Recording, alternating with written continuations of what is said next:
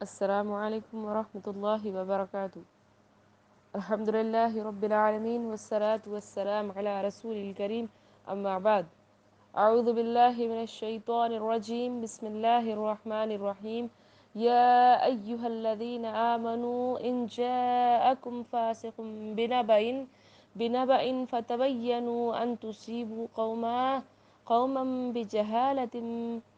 بجهالة فتصبحوا على ما فعلتم نادمين.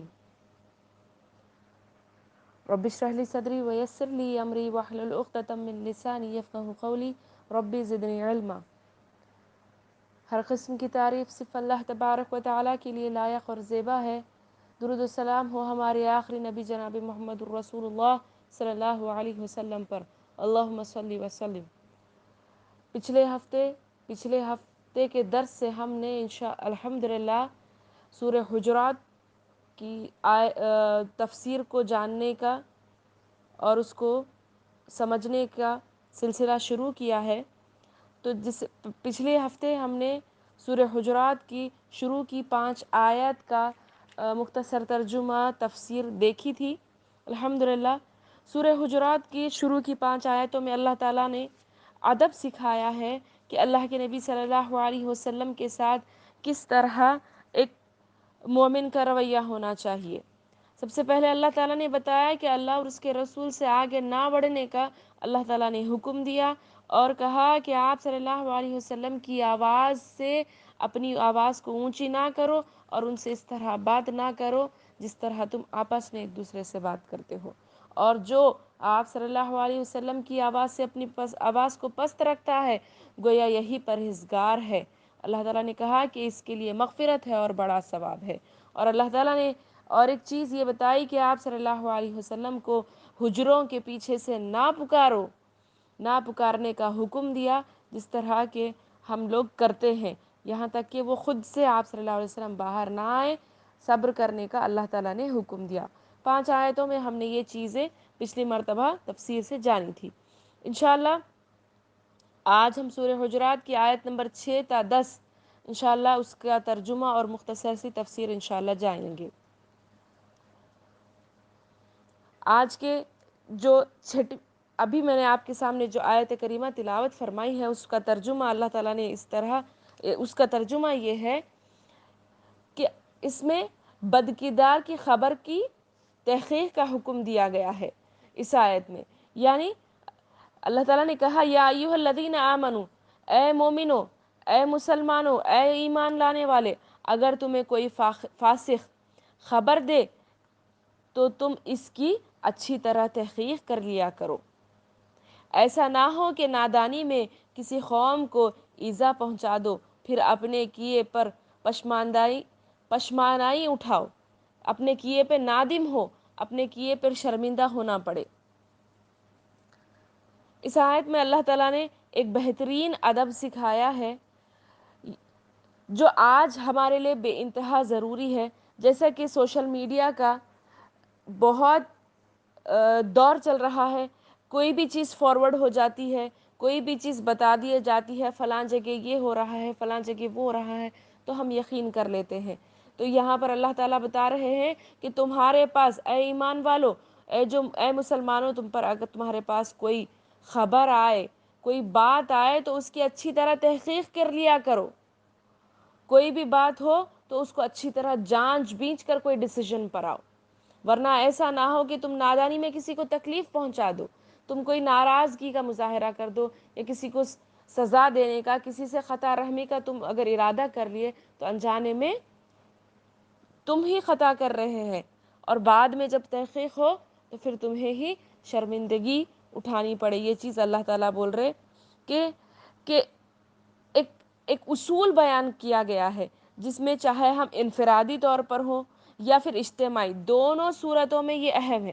ہر فرد کو یہ حکم دیا جا رہا ہے، اس کی ذمہ داری ہے ہر انسان کی کہ اس کے پاس جو بھی خبر یا اطلاع ملے، بالخصوص بدکار اور فاسق لوگوں کی، تو پہلے اس کی تحقیق کی جائے تاکہ غلط فہمی سے یا کوئی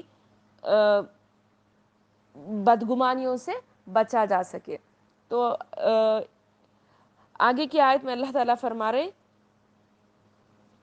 وَاعْلَمُوا أَنَّ فِيكُمْ رَسُولَ اللَّهِ لَوْ يُطِيعُكُمْ فِي كَثِيرٍ مِّنَ الْأَمْرِ لَعَنِتُّمْ وَلَكِنَّ اللَّهَ حَبَّبَ إِلَيْكُمُ الْإِيمَانَ وَزَيَّنَهُ فِي قُلُوبِكُمْ وَكَرَّهَ إِلَيْكُمُ الْكُفْرَ وَالْفُسُوقَ وَالْعِصْيَانَ أُولَئِكَ هُمُ الرَّاشِدُونَ۔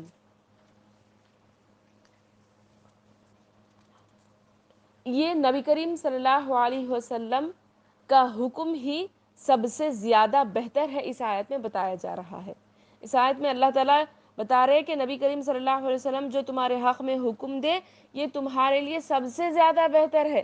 اللہ تعالیٰ بول رہے وَاعْلَمُوا أَنَّ فِيكُمْ رَسُولُ اللَّهِ، اور جان لو کہ تم میں اللہ کے پیغمبر ہیں، لہٰذا ان کی تعظیم کرو اور ان کے ساتھ ادب سے پیش آؤ اور ان کے حکم کے آگے اپنا سر اطاعت خم کر دو، اور تمہارے لیے جو مصلحت کا تقاضا ہے اس کے مطابق ہی آپ صلی اللہ علیہ وسلم اپنا فیصلہ دیتے ہیں۔ تم ان کی رائے پر اپنی رائے مت بڑھاؤ، اپنے لیے مت بڑھاؤ۔ لو یطیعکم فی کثیر من الامر لعنتم، اگر بہت سی باتوں میں وہ تمہارے باتوں کو مان لے گے تو تم ہی مشکل میں پڑ جاؤ گے۔ یہاں پر اللہ تعالیٰ بول رہے کہ آپ صلی اللہ علیہ وسلم تم میں موجود ہیں اور جو تمہارے لیے وہ فیصلہ کرتے ہیں وہ بہتر ہے۔ اگر تم ان سے اپنی منمانی کا مطالبہ کرو گے، تمہاری منمانیوں کے مطابق آپ صلی اللہ علیہ وسلم کو فیصلہ کرنے پر مجبور کرو گے تو پھر یہ تم پر ہی مشکل پڑ جائے گا۔ پھر اللہ تعالیٰ بول رہے وَلَكِنَّ اللَّهَ حَبَّبَ إِلَيْكُمُ الْإِيمَانَ، اور اللہ تعالیٰ ایمان کو تمہارے لیے محبوب بنا دیا ہے، تمہارے لیے ایمان تمہارے دلوں میں ایمان کو محبوب بنا دیا ہے اور اسے تمہارے دلوں میں زینت دے رکھی ہے۔ تمہارے دلوں میں اس کو کیا کر دیا اللہ تعالیٰ نے؟ سجا دیا ہے تمہارے دلوں میں، کس کو؟ ایمان کو اور کفر کو۔ اللہ تعالیٰ آگے بڑھ رہے وَكَرَّهَ إِلَيْكُمُ الْكُفْرَ وَالْفُسُوقَ وَالْعِصْيَانَ، اور کفر اور گناہ کو اور نافرمانی کو تمہارے نگاہوں میں ناپسندیدہ بنا دیا ہے۔ یہی لوگ راہ یافتہ ہے، یہی لوگ ہدایت پانے والے ہیں، اللہ تعالیٰ بول رہے۔ یعنی تمہارے دلوں میں دیکھیں کتنے بہترین انداز میں اللہ تعالیٰ بول رہے کہ کفر کو یعنی گناہوں کو اور نافرمانی کو، فسوق اور عصیان یعنی گناہ، فسوق کہتے ہیں گناہوں کو اور عصیان نافرمانی کو تمہارے نگاہوں میں ناپسندیدہ بنا دیا۔ یہ ایک اللہ تعالیٰ کی بڑی نعمت ہے۔ اللہ تعالیٰ نے ہی ہمیں ہماری رہنمائی کی ہے، ہمیں بتایا ہے کہ یہ چیز گناہ ہے، یہ چیز نافرمانی ہے، اور یہ چیزوں کو ہمارے نگاہوں میں ہمارے اندر برا بنا دیا ہے۔ اگر ہم اچھے اور برے کا فرق نہ کر پاتے تو ہو سکتا کہ ہم برائی میں زیادہ ملوث ہو جاتے، ناپسندیدہ چیزوں کو پسند کرنے لگتے۔ اسی لیے اللہ تعالیٰ بول رہے یہ ایک نعمت کا اللہ تعالیٰ نے ذکر کر کے بول رہے کہ تمہارے نگاہوں میں ناپسندیدہ کیا ہے، یہی لوگ راہ یافتہ ہے، اور یعنی یہی لوگ ہدایت پانے والے ہیں۔ یہی لوگ کون ہیں؟ ہدایت پانے والے ہیں۔ آگے کی آیت میں اللہ تعالیٰ فرما رہے فضلا من اللہ ونعمتا واللہ علیم حکیم، اور اللہ کے احسان و انعام سے، اور اللہ دانا اور باحکمت ہے۔ اللہ تعالیٰ بول رہے اللہ کے فضل اور احسان سے، یعنی جو اللہ تعالیٰ نے تمہیں عطا فرمایا ہے، یعنی اللہ تعالیٰ کا فضل و کرم اور اس کی تم پر نعمت ہے۔ کیا اللہ تعالیٰ نے انعام فرمایا ہے؟ یہی انعام فرمایا کہ ایمان کو تمہارے دلوں میں محبوب بنایا، ایمان کو پسندیدہ چیز بنائی، اور گناہ اور نافرمانی کی چیزوں کو برا بتایا۔ یہ ایک اللہ کی نعمت ہے، بول کر اللہ تعالیٰ بتا رہے ہیں واللہ علیم حکیم، اور اللہ خوب جاننے والے اور بڑے حکمت والے ہیں۔ یعنی خوب جاننے والے کہ ہدایت کے مستحق کون ہیں اور گمراہی کے مستحق کون ہیں، یہ اللہ تعالیٰ بہتر جانتے ہیں۔ یہ اللہ تعالیٰ اس آیت میں بتا رہے ہیں۔ آگے کی آیت میں اللہ تعالیٰ لڑنے والے مومن اور صلح کرانے کا حکم دے رہے ہیں۔ لڑنے والے مومنوں میں صلح کرانے کا حکم دے رہے ہیں۔ یہاں پر ایک اور ادب، ایک اور چیز اللہ تعالیٰ بتا رہے ہیں، ایک اور عمل جو ہمیں کرنا ہے وہ بتایا جا رہا ہے کہ وَإِن طَائِفَتَانِ مِنَ الْمُؤْمِنِينَ اقْتَتَلُوا فَأَصْلِحُوا بَيْنَهُمَا، اور اگر مومنوں میں کوئی دو جماعت آپس میں لڑ پڑے تو ان دونوں کی آپس میں صلح کرا دو۔ لڑائی کے باوجود اللہ تعالیٰ نے دیکھیے یہاں پر لڑنے دو جماعت لڑے تو بھی اس کے باوجود اللہ تعالیٰ مومن کا، لڑنے والوں کو بھی مومن قرار دے رہے ہیں، یعنی مومن ہے تو ہو سکتا ہے ان سے کبھی لڑائی ہو جائے، کوئی جھگڑا ہو جائے، کوئی اعتراضات ہو جائیں، تو یہاں پر ایک مومن کو اللہ تعالیٰ یہ بات بتا رہے ہیں کہ دو فرق یعنی دو جماعتیں اگر لڑ پڑیں تو تم انہیں میل ملاپ کراؤ، ان میں کیا کرو، صلح رحمی کا معاملہ کرو۔ اور اللہ تعالیٰ بول رہے آگے